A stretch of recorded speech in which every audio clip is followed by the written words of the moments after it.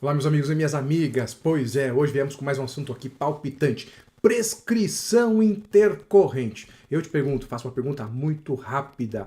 Você sabe dessa alteração do artigo 921 do CPC, que é lá de 2021, tempo da pandemia? Você está sabendo dos efeitos que essa modificação no artigo 921 pode trazer para o seu processo? Para o caso do seu cliente? Olha, eu acho que muita gente não está sabendo das repercussões com relação a esse assunto. E é para isso que eu quero só aqui trazer uma pequena inquietação, uma pequena reflexão sobre esse artigo 921 do CPC. Fica comigo aqui que eu vou trazer aqui umas 3 ou 4 provocações que são muito importantes com relação a isso, para você que é advogado. Aqui eu estou falando então para advogado iniciante e também para aqueles advogados que já estão um pouquinho mais na estrada, como eu aí com mais de 20 anos de advocacia na veia, aquele que está preocupado com a prática. É para vocês que eu vou falar hoje. Muito bem, senhores. Artigo 921 do CPC. O que ele está tratando? Está tratando, deu uma enroladinha aqui, me desculpem, está tratando aqui no artigo 921 do CPC, está tratando aqui da execução de título extrajudicial. Já está lá no capítulo da execução de título extrajudicial. E ele traz uma importante alteração. Aliás, essa alteração já vinha lá, se você for ver, daqui a pouco eu coloco na nossa tela aqui o próprio artigo 921, mas lá em 2015, quando o CPC foi lançado, ele já trouxe aqui uma regra da chamada prescrição intercorrente. Que é o que é isso? É aquela prescrição que ocorre dentro do processo. Antes do CPC de 2015, nós tínhamos lá uma corrente forte doutrinária que veio a ser aqui abraçada, né, pela reforma do Código de Processo Civil. Então tinha uma forte corrente doutrinária falando, olha, existe uma prescrição fora do processo, aquela que vocês vão ver lá no artigo 198, as causas lá e os prazos, né, com as causas que interrompem estão no 198, mas as causas, os prazos estão lá no artigo 206, geralmente, do Código Civil. Então você vai ver lá os prazos para prescrever uma pretensão, e aí os processualistas defendiam, olha, então existe uma prescrição que corre fora do processo, que você alega via preliminar lá, que é uma preliminar aqui de mérito, e outras que correm dentro do próprio processo. O que eu quero dizer com isso, o que defendia os processualistas era o seguinte: se eu deixar pelo mesmo prazo que eu tinha para propor uma ação, eu deixar de tomar atos dentro do processo, deixar ele dormir lá bonitinho e não fazer nada, depois que o juiz despachar, me intimar, eu não tomar nenhuma atitude, eu posso ver a minha pretensão prescrita dentro do processo. Então eu ajuizei no prazo, mas perdi o prazo dentro do processo. E é disso que nós estamos falando. Prescrição intercorrente, aquela prescrição dentro do processo. Então essa é a ideia. O que vem lá, então, o CPC 2015 vem então abraçar essa doutrina e vai lá fixar que é possível sim ter essa prescrição aqui intercorrente, a prescrição dentro do processo. E daí, então, surge essa redação do artigo 921 que vocês vão ver comigo aqui, ó. Olha o que diz o artigo 921, tá? Suspende-se a execução. Daí, nas hipóteses dos artigos 313 e 315 do que couber, enfim, no todo ou em parte, quando recebidos com efeitos suspensivos dos embargos de execução, até aí tudo bem, né? Uma defesa do réu. Depois do inciso terceiro, que daí já vem com uma redação, era uma redação diferente, tá? Mas aqui já vem com a redação da Lei 14.195 de 2021, que é isso, é para isso que estou fazendo esse vídeo. Então, a terceira hipótese, quando não for localizado o próprio executado ou também não forem localizados bens penhoráveis. E, além disso, continua aqui a redação do artigo: se a alienação de bens penhorados não se realizar por falta de licitantes e o exequente em 15 dias não recorrer à adjudicação nem indicar outros bens penhoráveis. Então ele fala, ó, eu quero ficar com esse bem. Não falou que quer ficar com esse bem e nem indicou outros bens, também aqui vai suspender a execução. E por fim, quando concedido o parcelamento que trata o artigo 916. Então aqui estão as hipóteses. E a hipótese que mais me chama a atenção, e obviamente aqui eu vou deixar vocês convidados para assistir um podcast que fiz com o doutor Maurício, doutor o predestinado, o doutor Maurício, doutor, até nome de jurista ele tem. Pois é, doutorando aqui pela Federal, é um estudioso de direito, juiz de direito da 18ª Vara Civil aqui de Curitiba. Fiz um podcast com ele só sobre isso, tem mais de 2 horas esse podcast, e eu tô querendo aqui colocar só para a área de membros, né? Porque eu tô vendo que as pessoas não estão dando muita importância para esses assuntos e também não estão curtindo. Então, se você gosta, curta e compartilhe esse conteúdo, porque eu sei que eu devo deixar liberado esse conteúdo para todo mundo. Senão, deixa só para meus amiguinhos lá. Eu coloco aquela área de membros, que são os meus amiguinhos, e eu falo, ó, acessa tudo lá, acessa todas as minhas aulas, acessa todos os meus podcasts na íntegra, coloque as minhas dicas, enfim, para aquela pessoa que está aqui me acompanhando rigorosamente, compartilha meu conteúdo, sabe que gosta de mim, daí eu coloco lá para eles, enfim. Mas o que eu quero dizer com isso? Assista lá esse podcast com o Dr. Maurício Doutor, em que nós tratamos sobre tudo de prescrição intercorrente. Eu faço perguntas para ele que são cabeludas, tá? Então aqui eu só quero, eventualmente, só trazer para você algumas preocupações de advogado para advogado, tá? E também você que é a parte, às vezes que conhece o direito, também fique preocupada, mas de advogado para advogado. Quando eu tenho aqui as hipóteses, a hipótese mais importante para mim, que mais me preocupa, é a hipótese do inciso terceiro, quando não for localizado ou executado ou bens penhoráveis. O que eu quero dizer com isso, meus amigos? Veja só.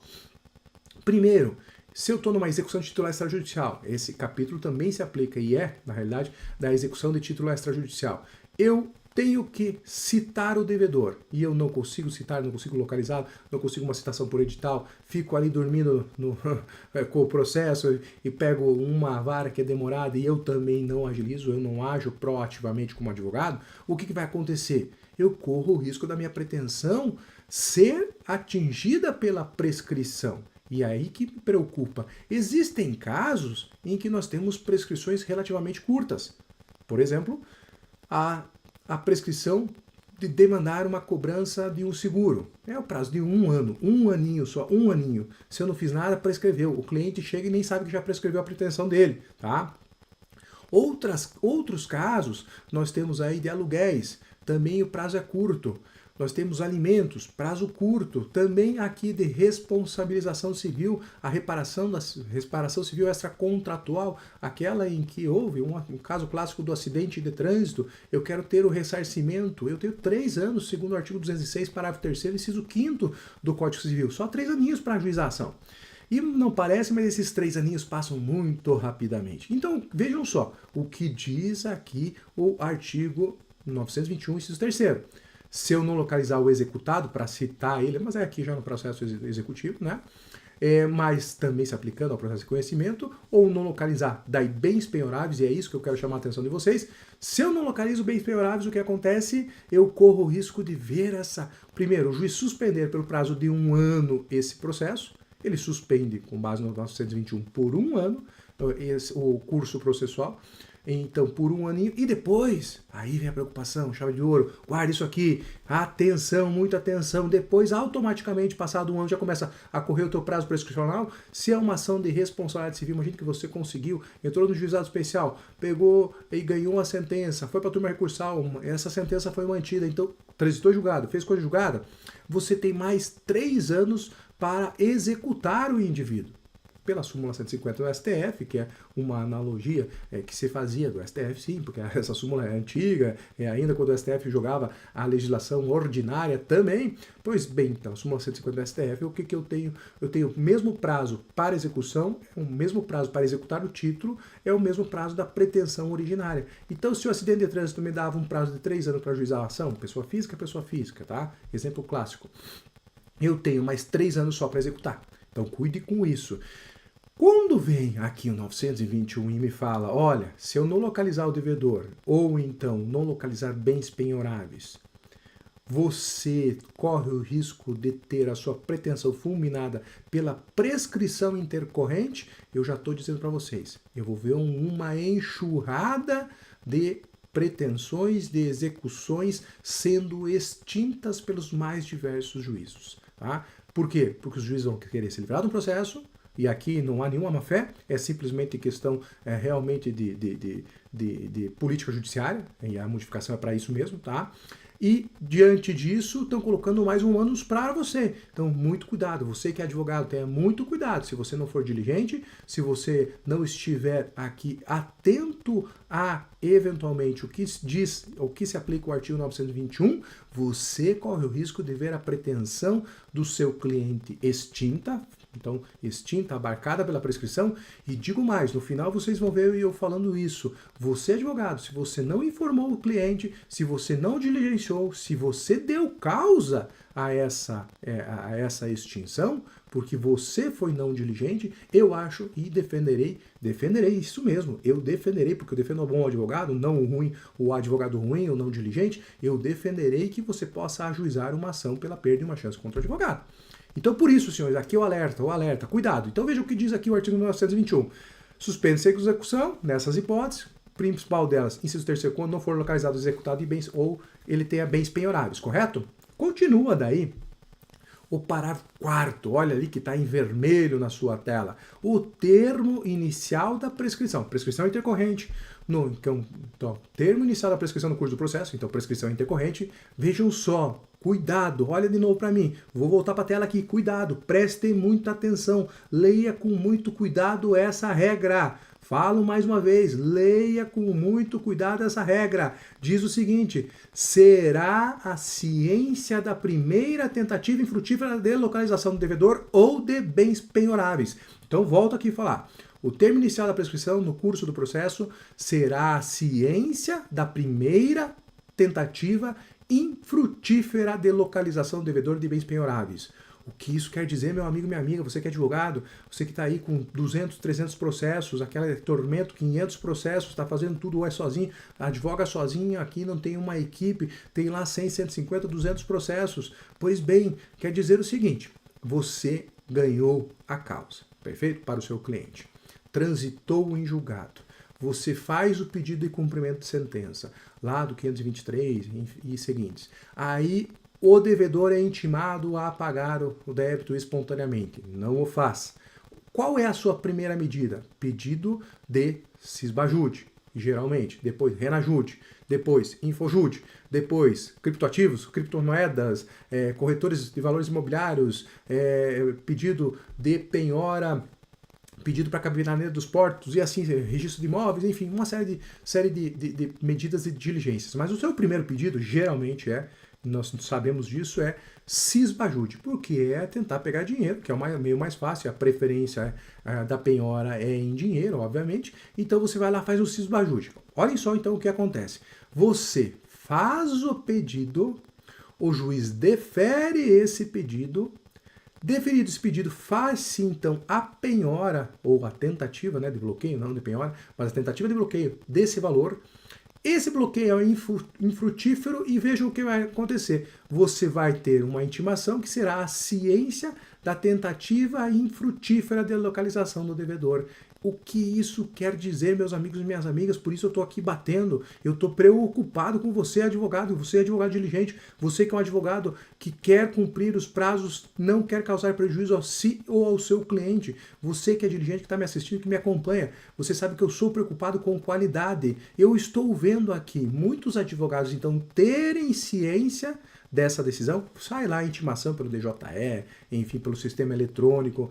Tá polêmica, enquanto gravo esse vídeo aqui tá uma polêmica, se é pelo processo eletrônico, tem que sair no DJE também ou não, enfim, tá? Mas saiu a intimação, você foi intimado, automaticamente começa a contar o curso dessa prescrição intercorrente. Então não tem que o juiz falar, arquive-se aqui diante da falta de diligência, arquive-se diante da falta de bens, vá para o arquivo provisório e fique aguardando. Não, cuidado, não tem. Então vejam só, você vai lá, qual que é o caminho correto? Qual que é o caminho correto? Não. Qual que é o caminho geralmente escolhido pelos devedores, desculpem, estou empolgado aqui. Qual que é o caminho escolhido geralmente pelos advogados dos credores? Você e eu. Nós vamos pegar nosso título e pedir a intimação do devedor para que cumpra espontaneamente. Não cumpriu. Primeira medida, cisbajude. Faz o pedido, o juiz tenta, bloqueou, não bloqueou nada ou bloqueou e foi insuficiente, devolve para você falando, não foi frutífera essa medida. Manifeste-se. Você vai ser intimado. A partir daqui já está começando o seu prazo da prescrição intercorrente. Começa esse prazo da prescrição intercorrente, automaticamente. Porque nós temos aqui uma leitura do tema 566. O tema 566, eu aconselho vocês a analisarem ou a lerem esse tema 566 lá do STJ, que está tratando lá da Lei de Execução Fiscal. Pois bem, vai falar, você foi cientificado, já começa esse prazo. Aí você, advogado, não está preocupado com prescrição intercorrente, correto? Você vai lá e pede o quê? Renajude. Aí leva mais 6 meses para vir o Renajude. Aí você pede o Infojude. Aí leva mais 3 meses para vir o Infojude. Aí você pede para sair uma intimação para declaração de imposto de renda, para Receita Federal, ou então para uma determinada corretora de criptoativo, porque você acredita que ele tem criptoativo. Leva mais um ano para acontecer isso. Depois você tenta mais uma vez o Cisbajude. Depois você tenta mais uma vez o Renajude, porque já passaram 2 anos e pouco. De repente, passaram-se 3 anos, tá? Ou 4 anos, porque daí fica certinho o meu exemplo. Passaram-se 4 anos e meio. O que aconteceu? Você, ou a pretensão do seu cliente, foi atingida pela prescrição intercorrente. Um bom advogado do réu vai falar, olha, conforme o parágrafo 4º, se ele teve ciência da primeira tentativa infrutífera e não localizou bens, automaticamente deve ser declarada a prescrição intercorrente. E você, às vezes, não está nem atento a isso. Por isso que eu digo, na lei, aqui a alteração de 2021, senhoras e senhores, e essa alteração vai começar a gerar efeitos em 2026 ou 2027. É ali que vai dar problema. Mas eu já estou adiantando para vocês, para que você já fique atento a isso. Você que não é processualista, eu também não sou, tá? Eu sou civilista, mas antes de tudo sou advogado e me preocupo com a boa advocacia. Então eu estou preocupado com essa alteração. Por quê? Porque, veja, é aquela coisa, se correr o bicho pega, se ficar o bicho come. O devedor começa a me dar essa trabalheira e não adianta aqui eu reclamar. Por quê? Vocês verão também que eu aconselho mais uma vez, procura lá no Leonardo Agostini, advogado, na minha página aqui do YouTube, procure esse podcast do Maurício Doutor e assista ele na integralidade. Você vai ver o quão rico é em conhecimento esse nosso doutrinador aqui paranaense e quanto ele consegue nos trazer de informações importantes, tá? Tem uma dica de ouro lá que eu acho que vou deixar liberada para os senhores, mas essa dica de ouro é lá só para advogado mesmo, de uma forma de conseguir fazer com que às vezes a gente possa tentar ganhar mais um tempinho. Mas enfim, o que interessa aqui, vamos para o básico. O básico é cuidado, porque já está começando a correr a sua prescrição intercorrente.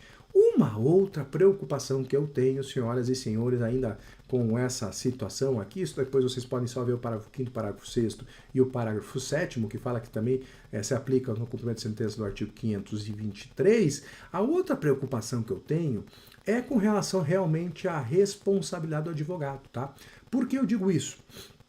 Porque hoje o advogado tem uma obrigação de e-mail, todos nós sabemos, enfim, eu vou gravar um conteúdo sobre obrigação de e-mail, a responsabilidade civil do advogado, para que o bom advogado possa processar outro mau advogado, e nós temos que estipar, né, porque daí valoriza os nossos honorários, né, senhores? Sejamos inteligentes. Se o advogado é ruim, ele cobra 300, 200, 50, enfim, por um serviço que às vezes teria que ser R$1.000, teria que ser R$5.000, teria que ser R$4.000, R$10.000, ele nem sabe cobrar, tá? Porque ele vai pegando um pouquinho de cada um e não entrega nada para ninguém. Então nós temos que defender o bom advogado, nos valorizarmos e demonstrarmos aos clientes o quanto sim vale um bom advogado. Pois bem, nesse caso o que acontece? Eu tenho preocupação mesmo com a responsabilidade do advogado. Por que digo isso? Porque, para finalizar aqui, senhoras e senhores, se eu sou o advogado e eu estou cuidando dessa pretensão da cobrança, então eu já ganhei o processo de conhecimento, agora eu tenho que executar. Geralmente, nós assumimos também como advogados, para facilitar a vida do cliente, nós assumimos essa tarefa de buscar bens. Então, nós vamos lá para o Cisbajude, Renajude, Infojude, etc. Tá correto? Mas, na verdade, quem teria que nos municiar com essas informações ou com essa investigação é o próprio cliente. É ele que tem o direito e é ele que tem que o maior interessado em localizar bens penhoráveis desse devedor. Às vezes a gente assume e assumindo corremos o risco de ver uma prescrição intercorrente aqui atingir a pretensão e daí o que um cliente pode fazer com outro advogado? O outro advogado fala, não, olha, teu advogado aqui te informou que você tinha que buscar bens? Não, não te informou. Não te informou? Te informou também que você poderia correr o risco de perder esse seu direito à cobrança porque o devedor não tinha bens? Ele, não me informou. E faria a terceira pergunta esse advogado. E o devedor tem bens? Sim, tem, doutor, eu tenho certeza que ele tem bens, eu moro do lado dele, tem uma casa ali assim, esse assado, tá no nome de fulano, tá no nome da pessoa jurídica dele. Então, então o teu advogado poderia ter pedido uma desconsideração da personalidade jurídica, uma desconsideração inversa, ter sido mais ativo? Pois é, poderia. E daí esse advogado fala, olha, se você quiser eu posso propor uma ação contra o seu antigo advogado.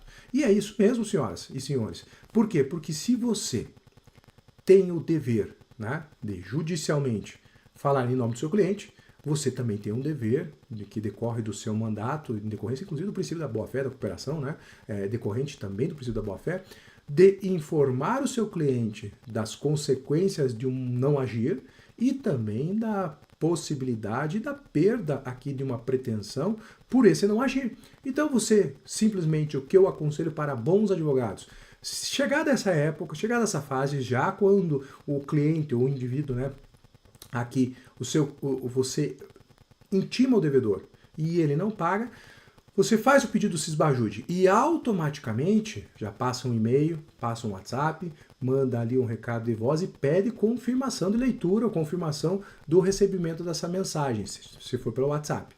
Você cientifica o seu cliente da necessidade de localização dos bens do devedor sob pena de ver no futuro uma eventual alegação de prescrição intercorrente pelo réu, tá? E daí ele que peça esclarecimentos para você o que é prescrição intercorrente, não precisa fazer tão detalhado.